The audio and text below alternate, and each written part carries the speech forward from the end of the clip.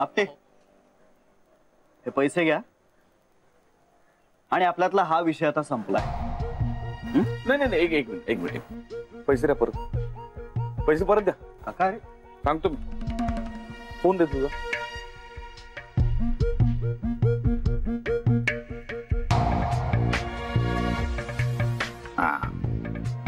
आता श्री पैसे परत दे. इकडे बघा. हा घ्या आपटे घ्या आणि म्हणा शशिकला सहस्त्रबुद्धांनी माझी पै परत केलेली आहे. ते आता माझं काहीही देणं लागत नाही. शशिकला सहस्त्रबुद्धे यांनी माझे सगळे पैसे मला परत दिले आहेत. आता त्या माझं काहीही देणं लागत नाही. ओके. ओ ओ ओ आणि काय चाललात कुठे? या कागदावर एक सही करा. मला काय वेळ लागलाय कोऱ्या कागदावर सही करायला? हो बरोबर. द्या.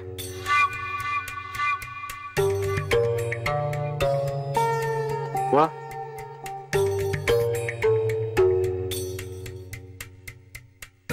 हलू नका. पैसे काढून घे ना.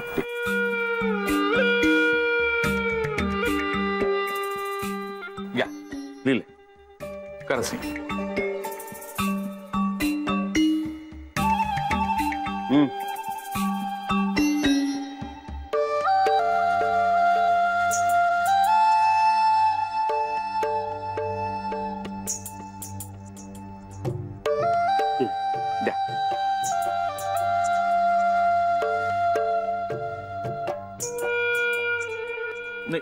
माझं आपटे. हो. आता या दोघांपासून 100 फुटाच्या अंतरावर जरी दिसलात ना तर दसऱ्याच्या दिवशी इंच विकीन. समजलं ना? जाऊ कोपऱ्यापर्यंत सोडून येतो तुम्हाला. मी या या.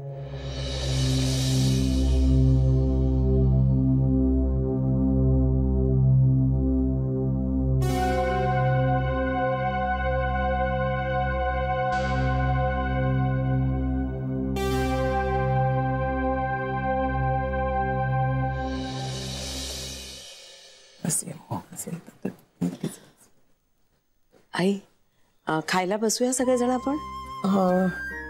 जान्हवीला येऊ देत ना मग बसू. मी बघून येऊ का?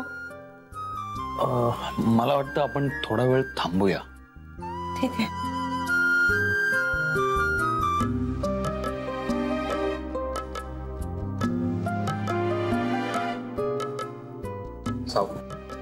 या. अरे या ना. नमस्कार. नमस्कार. बसा. सावकाश. पांडुरंगा. बस ना बस.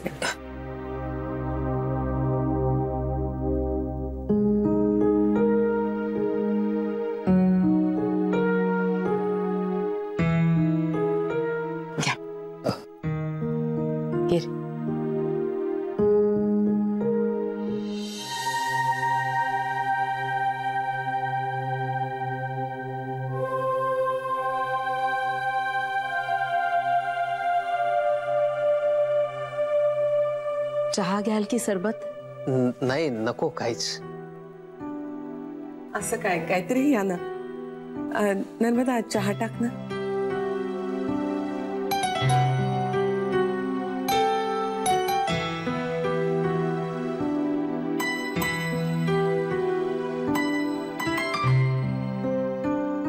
नमस्कार. घ्या ना घ्या. हो.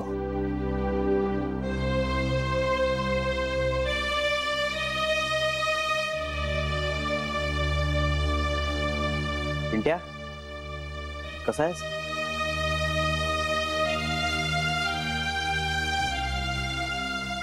जावई बापू जानू दिसत नाहीये कुठे? ती आहे आत खोलीत आहे. बरी आहे ना? बरी आहे. मी आणतो ना तिला. बोलावून आणतो. आलोच.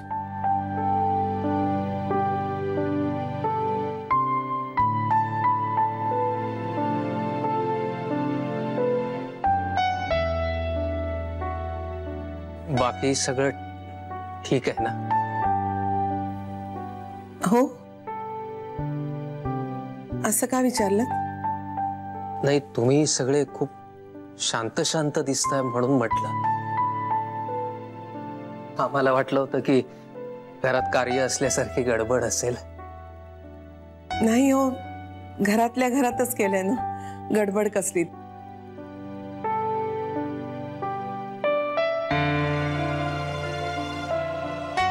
येताना काही त्रास नाही ना झाला? नाही हो, त्रास कसला? अरे पिंट्या निघताना फोन केला असतास तर गाडी पाठवली असती. अहो ठीक आहे, काही गरज नव्हती.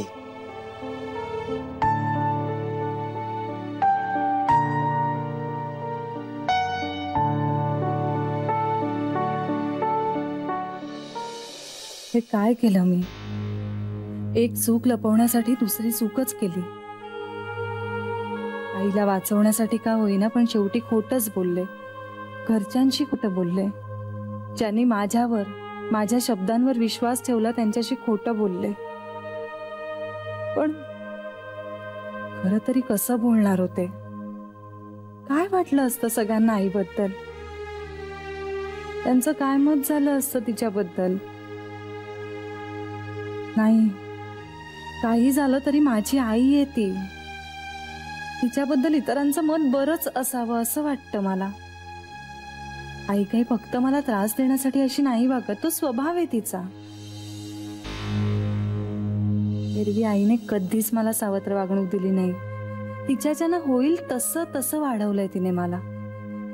एखाद्या व्यक्तीच्या नुसत्या असण्यानेही एक आधार असतोच ना, तसा आईमुळे कित्येक वेळा मिळालाय मला. आणि आज मी तिलाच जा म्हणून सांगितलं. माझ्या घरातून जा असं मी माझ्या आईला सांगितलं. शी, काय केलं मी? हे मुलगी म्हणूनही कमी पडले आणि सून म्हणूनही. इतरांमुळे होणारे त्रास एक वेळ सहन करता येतील मला, पण स्वतःच्याच वागण्याचा त्रास होत असेल तर त्यातून कसं बाहेर पडायचं हे कोण सांगेल?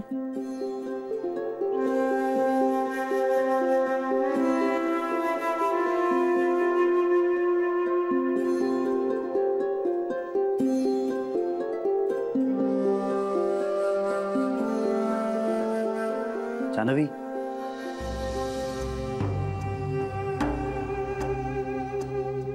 अगं तू अजूनही रडतीयस? जानवी, जानवी बघ माझ्याकडे. हे जानवी, अगं बघ ना, बघ इकडे.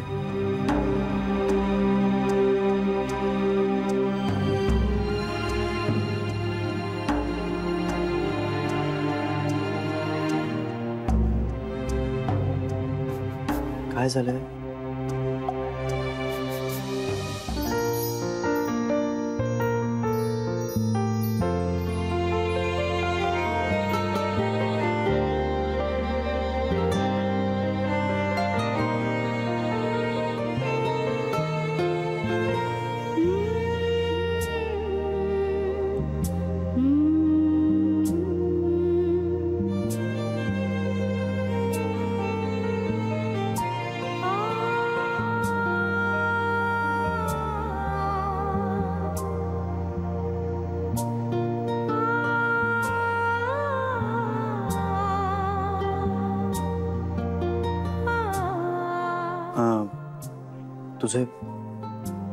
तुझे बाबा आलेत हे सांगायला आलो होतो.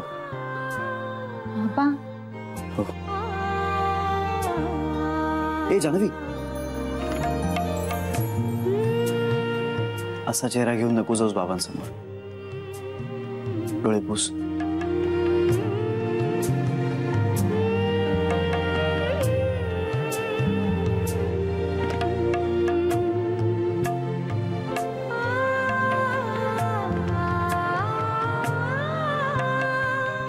Sorry. I am really sorry.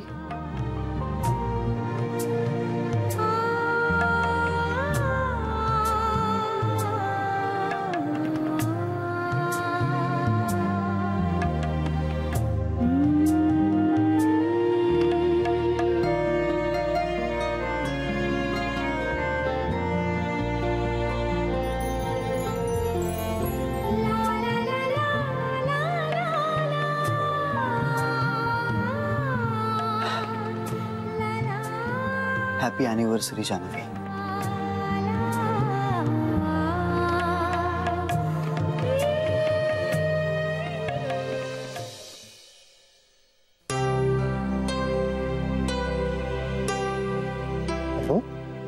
हे पडा जानू.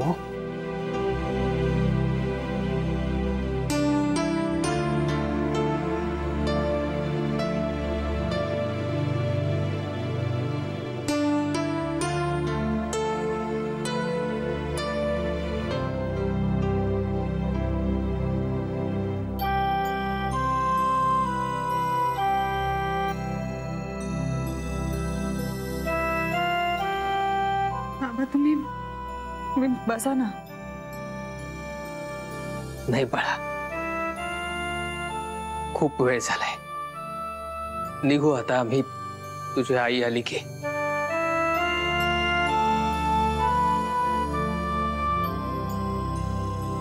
नाही हा जान्हवीचे बाबा, आज मात्र तुम्हाला जेवल्याशिवाय पाठवणार नाही आम्ही.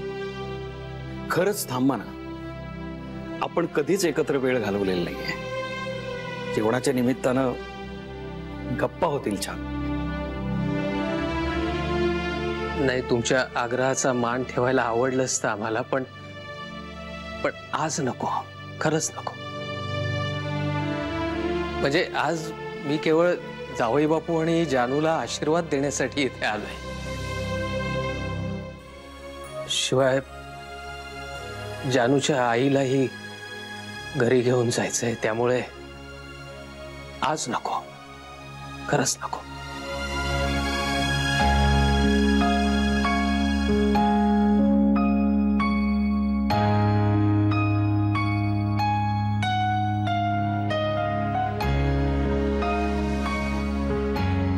हे देवा, आईने जाता जाता वेडवाकडं बोलून कुणाची मनं दुखावू नयेत. देवा देवा सांभाळ.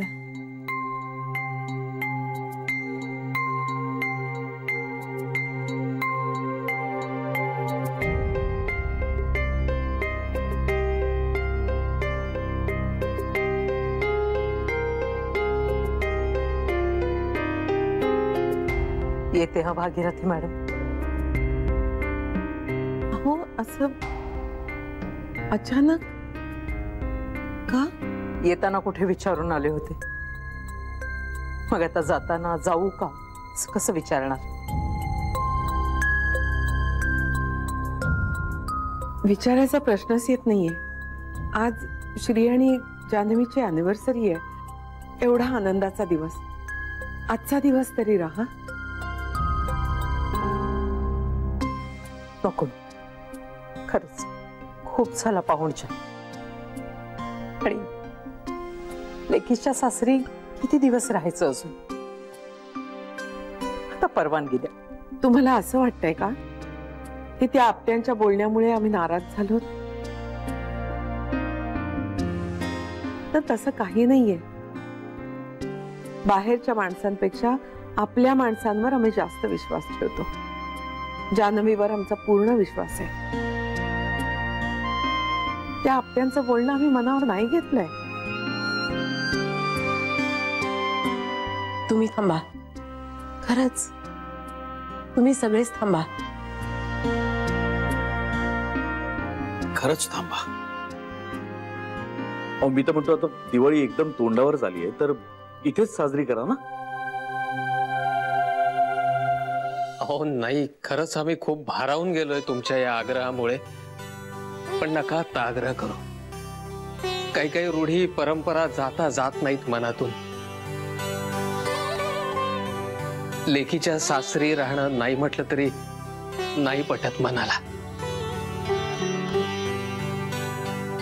शिवाय ऐन दिवाळीत घराला अंधारात कसं ठेवायचं नको वाटतं ते. पण शक्य झालं तर तुम्ही सगळेजण मात्र या यंदा दिवाळीत आमच्याकडे. मी बोलावणं करीन तुम्हाला. हा, आता आम्ही निघतो. येऊ? परवानगी द्या. आई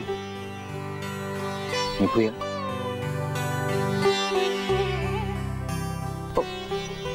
निघायला हवंच आहे पिंट्या. ते जसा भरभरून पाहुणचार घेतला तसंच भरभरून निरोपही घ्यायला हवा ना.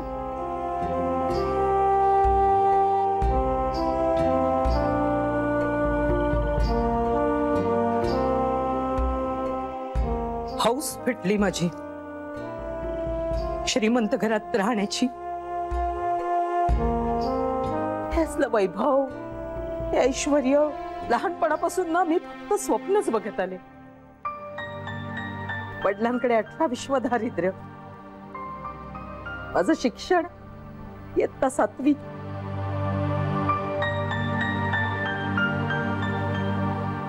जरा जाणती झाले आणि आई वडिलांनी दुसरेपणावर लग्न करून स्वतः मात्र जबाबदारीतनं मोकळे झाले. अहो, खाणारं एक तोंड कमी झालं ना.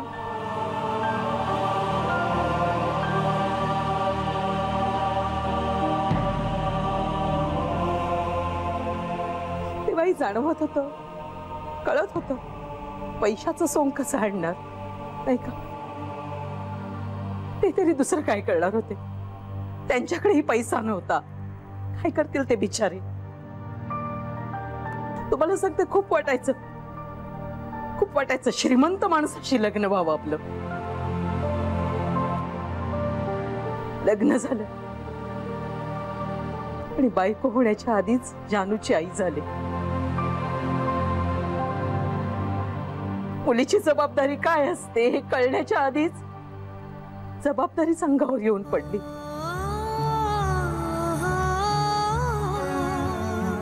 नवऱ्याच्या घरी 2 वेळेस पोटभर अन्न मिळायचं, त्यातच समाधान मानायला लागले. बाकी पैशाची चणचण मात्र कायमची. पण त्यातही नेटानं संसार केला. जानूला सख्या आईची माया द्यायला कमी पडले असेल कदाचित, पण सावध राहायचं जाचही नाही केला हो मी.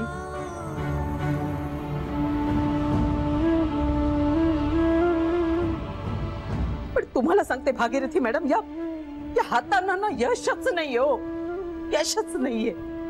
सगळ्या इच्छा मारून टाकल्या, पण मनातली श्रीमंतीची स्वप्न मात्र नाही मारता आली हो मला. खरंच नाही मारता आली. चटईवर झोपायचे पण स्वप्न मात्र पडायची त्या मऊ मऊ गाद्यांची. तुमच्यासारख्या झुळझुळीत आणि छान छान साड्या आहेत ना, असं वाटायचं की त्या माझ्या अंगाला कधी लागतील. घरातले मीठ भाकर खाताना स्वप्न पडायचं ते साजूक तूप घातलेल्या पंचपक्वान्नाचं ताट माझ्या समोर कधी येईल याची वाट पाहायची मी.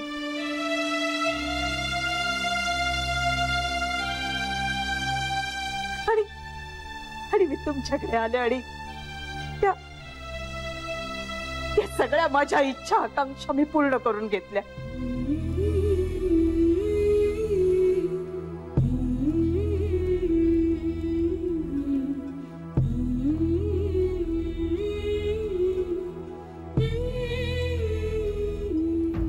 निदान काही दिवस का होईना, पण मी माझ्या स्वप्नातलं जगले. मी खूप रमले हो इकडे.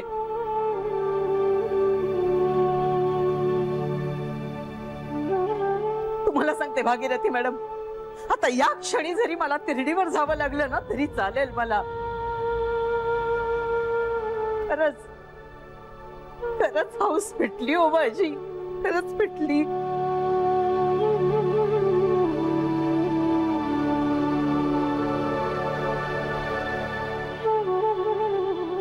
कला, अगं चांगल्या आणि भरल्या घरात असं कशाला बोलतीयस? चल घरी जाऊया आपण. चला. नाही नाही, माझ्यामुळे तुम्हा सगळ्यांना खूप खूप मनस्ताप झालेला आहे. मला मला खरंच तुम्ही माफ करा.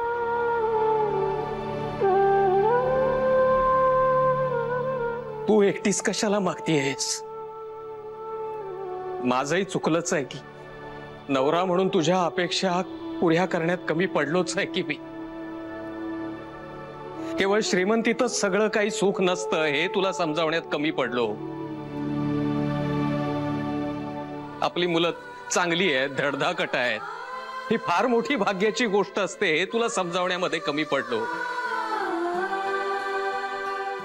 एकटीच कशाला माफी मागतेस? त्याने माझा राग खरंच तुमच्यावर नाहीये, आणि नशिबाला आणि ह्याला त्याला दोष देण्यात काय अर्थ आहे सांगा ना.